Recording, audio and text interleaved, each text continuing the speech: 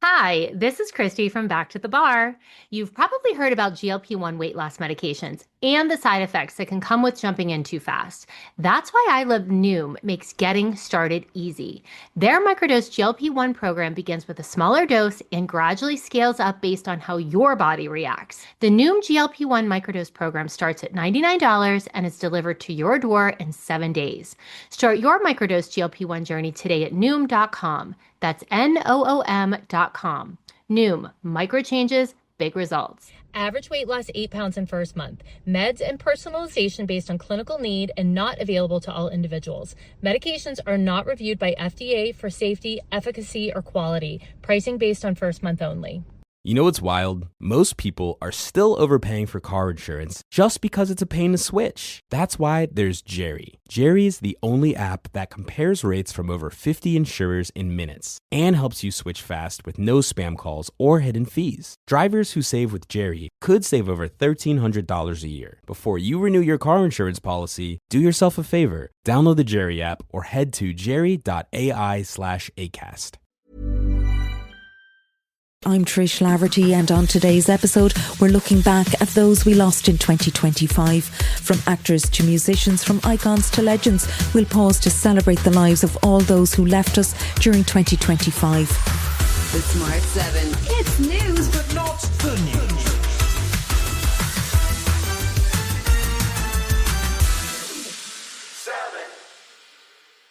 July saw the death of the singer behind the TikTok viral hit Pretty Little Baby. Connie Francis, who died aged 87, was the biggest selling female artist in the world back in the 1960s, with songs like Stupid Cupid, Who's Sorry Now and Pretty Little Baby all topping the charts. She was also the first woman to ever top the Billboard Hot 100 with her hit Everybody's Somebody's Fool. Later that month, on the 22nd of July, the death was announced of the man once known as the Prince of Darkness. Ozzy Osbourne was 76 years of age, and 2 weeks before he hosted his own retirement party in front of 40,000 fans in Birmingham. The Black Sabbath frontman turned reality TV star had been ill for some time, suffering with Parkinson's disease for a number of years. He trod an extraordinary path from heavy metal icon and the man who bit the head off a bat live on stage to an icon who was inducted into the Rock and Roll Hall of Fame twice. He and wife Sharon were inseparable, and she said Ozzy was one of a kind. Rest in peace, John Michael Osborne. He's just, you can't dislike him. He had the best smile in the world. The best smile. He would smile at you and, you'd just you'd want to hug him. And I think that people got the sense of him that he's very genuine when he says, I love you. Yeah. He does. A few weeks later, we lost another English legend when the death was announced of iconic actor Terence Stamp at 87 years of age. The actor who shot to fame in the 1960s became an icon of that decade, and he earned an Oscar nomination and a Golden Globe for his first movie, Billy Budd. As the 60s ended, Stamp travelled the world, spending time in India and studying yoga before returning to the big screen as General Zod in Superman. He had a string of appearances as a villain, including in Star Wars, and notably played a transgender woman in Priscilla, Queen of the Desert. Here he is speaking about the extraordinary experience of working with Marlon Brando on Superman. Rest in peace, Terence. He really doesn't learn the line. He has them written up big behind the lights, so you can't really see he's reading. And so I went up to him, I said, Marlon, what are you doing? How are you going to play Lear and Macbeth, if you can't learn a line, And he said, I've learnt them already.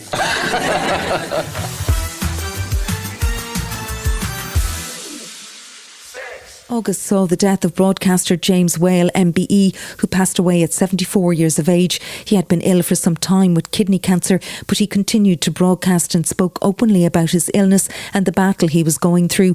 He first rose to fame as a shock jock in 1974 on Metro Radio, with a local newspaper asking if he was the rudest man on radio, something he leaned into. He was both sacked by TalkSport and censored by Ofcom over the years, but found a new home on Talk Radio, where he broadcast an evening show. He also appeared on Celebrity Big Brother and set up a cancer charity which saw him awarded an MBE. He kept broadcasting right to the end, recording a podcast with his wife just last week in the hospice, which featured him struggling to say goodbye to his beloved audience. Rest in peace, James. Thank you for being a listener. I hope it helps in some way. And who knows what's next. So I can only say au revoir. Yes, that's very good. Au revoir, not goodbye. Bye-bye, guys. The world of fashion was in mourning in September when a true legend, Giorgio Armani, died aged 91.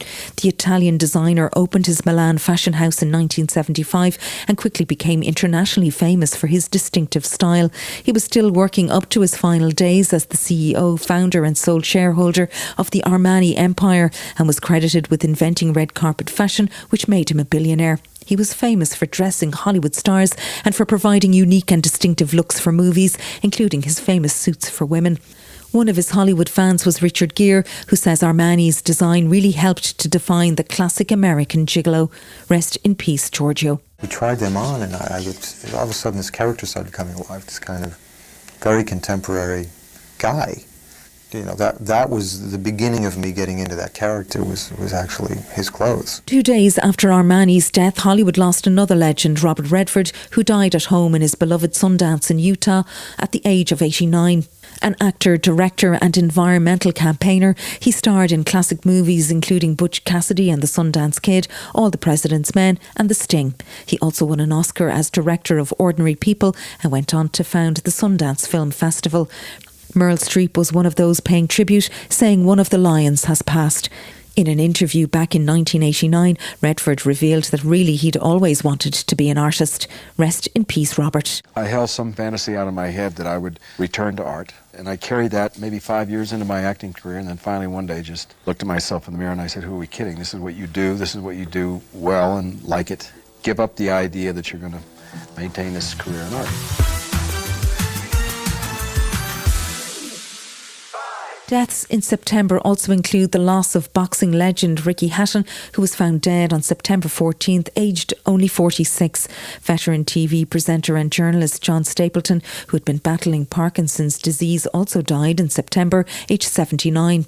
He was a familiar face as anchor of Good Morning Britain, along with the BBC's Watchdog and ITV topical discussion show The Time, The Place.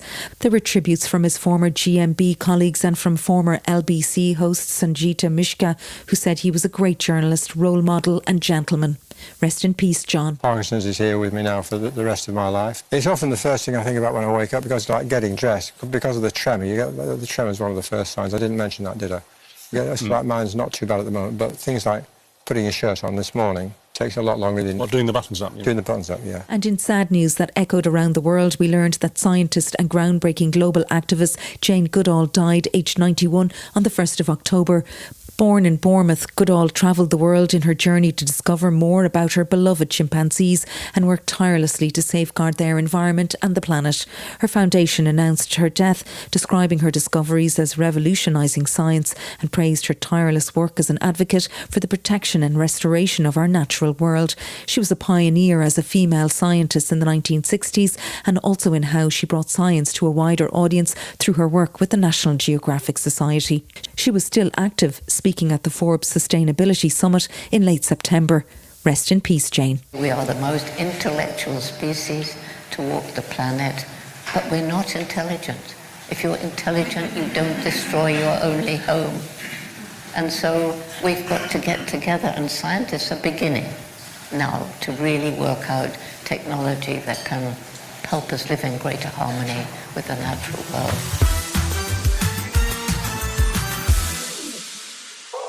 2025 saw the loss of a number of iconic British female character actors and well-known personalities, and 1 week in October saw the deaths of two dames, both icons in their field. Firstly, the death was announced of Dame Patricia Rutledge, who was 96 years of age. She was a versatile actress and performer, although she famously hated that phrase, saying it suggested that she wasn't very good at anything. While she was most famous for her role as Hyacinth Bouquet in long-running BBC sitcom Keeping Up with Appearances, she was also a star of the stage in the West End and on Broadway. She won an Olivier Award, a Tony Award, and in 1997 was named the UK's favourite actress. Back in 2017, she sat down for an in-depth interview to mark her 65th year in show business, and it's fair to say things didn't work out the way she thought they might. Rest in peace, Patricia. I had an ambition. I thought that I would become a very avant-garde headmistress by the time I was 40, with a red sports car and romances all over Europe during the holidays. Then 4 days later, the death was announced on Monday of author and journalist Dame Gilly Cooper.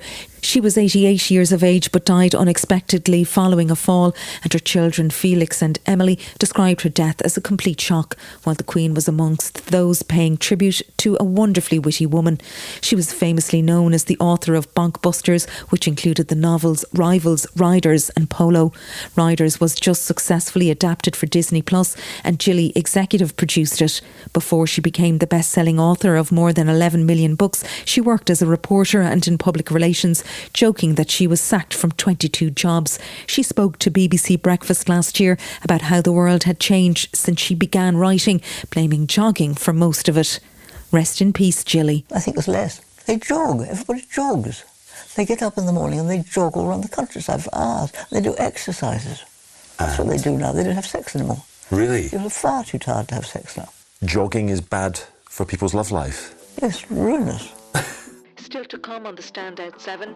In association with Metro, Britain loses beloved character actresses and Hollywood mourns a shocking death. Right after this. Hi, this is Christy from Back to the Bar. You've probably heard about GLP-1 weight loss medications and the side effects that can come with jumping in too fast. That's why I Love Noom makes getting started easy. Their microdose GLP-1 program begins with a smaller dose and gradually scales up based on how your body reacts. The Noom GLP-1 microdose program starts at $99 and is delivered to your door in 7 days. Start your microdose GLP-1 journey today at Noom.com. That's Noom.com. Noom, micro changes, big results. Average weight loss 8 pounds in first month. Meds and personalization based on clinical need and not available to all individuals. Medications are not reviewed by FDA for safety, efficacy, or quality. Pricing based on first month only. Are you noticing your car insurance rate creep up even without tickets or claims? You're not alone. That's why there's Jerry, your proactive insurance assistant.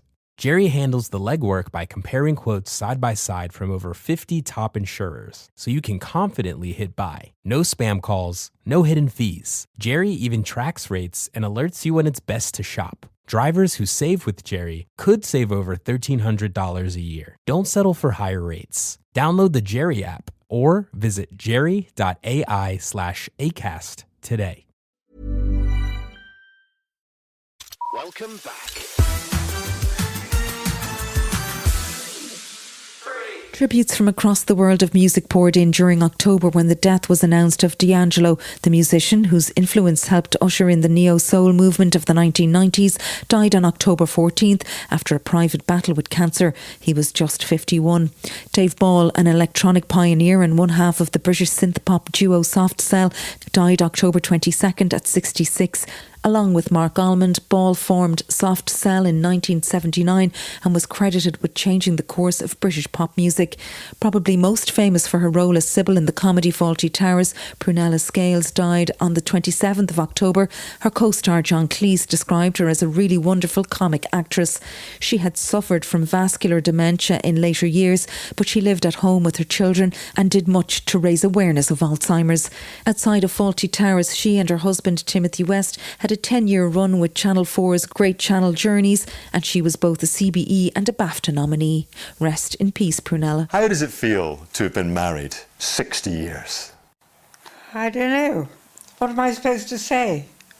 Thank you. Oh, well, thank you. Thank you. Thank you. Thank you for sticking me for so long.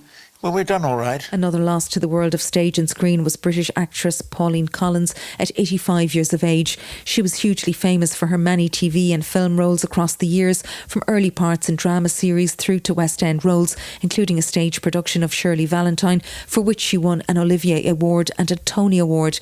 The film version of Shirley Valentine earned her an Oscar nomination and a BAFTA Award. She met her husband, John Alderton, on the set of Upstairs Downstairs in the 1970s, and the two went on to star together in several series and became the faces of Maxwell House Coffee in the 1980s. Rest in peace, Pauline. That's right, Melandra. I'm going to Greece for the sex. Sex for breakfast, sex for dinner, sex for tea, and sex for supper. Sounds like a marvellous diet, love. It is. Have you never heard of it? It's called the F Plan. In America, Hollywood mourned the passing of one of the greats, actor Diane Keaton, who died at 79 years of age on the 13th of October. She was a gifted performer and known for her ability to switch between dramatic and comedic roles. An Academy Award, a BAFTA and Golden Globes winner, she was known for her work in the Godfather trilogy and won her Oscar for Annie Hall, which was co-written and directed by Woody Allen, based in part on their real-life relationship. Tributes flooded in from across the movie world, with Bette Midler calling Keaton hilarious and a complete original. As well as acting, she was also a director, including the series Twin Peaks. Reese Witherspoon counted her as a mentor and a friend and spoke on Sunday morning at an event in Los Angeles. Rest in peace, Diane. She is just incredible and indelible and just a truly original person. So for Diane, watch one of her movies and wear like a really cool, interesting outfit and just live your dream. Just be your unique, interesting self. I think Diane would be really happy.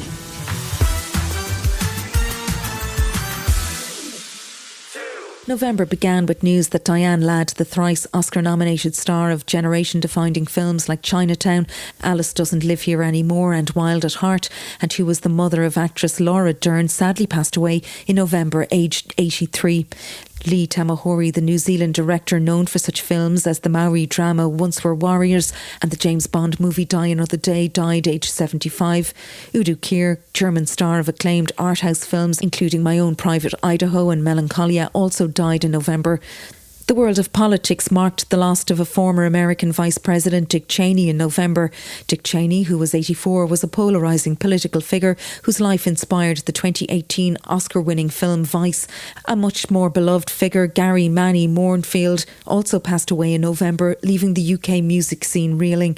Manny was a founding member and bassist for Stone Roses and later joined Primal Scream. Moorfield's death comes after his wife Imelda died in November 2023, 3 years after she was diagnosed with bowel cancer. And staying in the world of music, we lost a true icon of the global music scene, the Jamaican reggae legend Jimmy Cliff, who was 81 when he died. The influential musician and actor was credited alongside Bob Marley with popularising Jamaican music styles including reggae and ska. He was a multi-Grammy Award winner and had a number of international hits including You Can Get It If You Really Want and Many Rivers to Cross, along with his definitive cover versions of I Can See Clearly Now. He was also an actor and awarded Jamaica's highest honour, the Order of Merit, in 2003 before being inducted into the Rock and Roll Hall of Fame in 2010. Rest in peace, Jimmy. I grew up listening to rock and roll music. A lot of the great rock and roll artists were big inspiration to me because, you know, music is about being inspired. So it is good to be here tonight. It is a step along the way to higher heights, further success, honor and glory.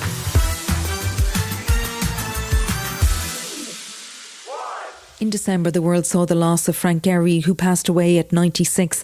The Canadian-American architect was best known for his design for the Guggenheim Museum Bilbao, and he died of a respiratory illness. Towards the end of November, we heard of the death of the award-winning playwright Sir Tom Stoppard at 88 years of age.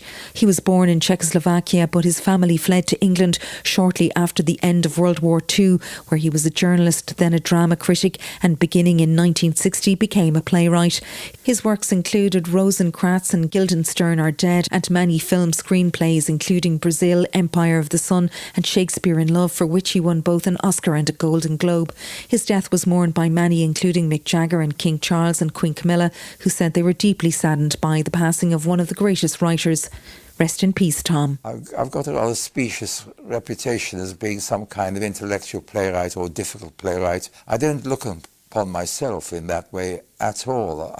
I love writers with a popular touch, and at the moment I'm sitting here with nothing to write and I'm thinking I really ought to try and write something else. And on the 15th of December we learned the tragic news that actor and director Rob Reiner and his wife, producer and photographer Michelle Singer Reiner had been found dead in their home by police. A family member was arrested on suspicion of their murders. Michelle Singer Reiner was a well-known photographer who took the cover picture of Donald Trump for his Art of the Deal book, but that wasn't enough to stop the US president posting a deranged rant about the the death of the couple. Rob Reiner was an activist as well as an actor, director and producer, and spoke out often against Donald Trump. He directed some of the most famous movies of his era, including When Harry Met Sally, Stand By Me and A Few Good Men. His production company, Castle Rock Entertainment, also produced shows like Seinfeld. He spoke to 60 Minutes about legendary rock mockumentary This Is Spinal Tap. Rest in peace, Rob and Michelle. What they have always been are passionate people in a time when there's not a lot of courage going on. They were the kind of people who were ready to put their actions behind what they cared about. And they cared about their family, and they cared about this country, and they cared about fairness and equity. And that is the truth. I do know them. You've been listening to The Smart 7. We'll be back tomorrow at 7 a.m. Hit that follow button and have a great day. Give us 7 minutes and we'll give you the world.